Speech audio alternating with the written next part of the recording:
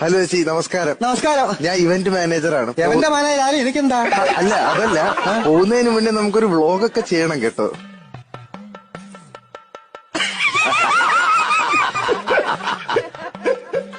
ഞാനേ ഇതൊരു കല്യാണമുണ്ടോ, ഞാൻ മറുപടി ഞാൻ തരുന്നില്ല ഞാന് കേട്ടോ.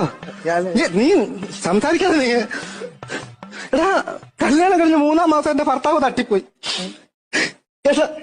ഞാൻ അങ്ങനെ ജീവിച്ചോളല്ലേ കേട്ടോ. അവന് എടാ 3 മാസം കഴിഞ്ഞ് ഭർത്താവ് ചത്തുപോയെങ്കിലും ഞാൻ ഇന്ന് വരെ ഒരു കല്യാണം കഴിച്ചിട്ടില്ല. 8 വർഷം കഴിഞ്ഞാണ് എനിക്ക് കുഞ്ഞു പിറക്കുന്നത്. അങ്ങനെ ജീവിക്കാനാണെങ്കിൽ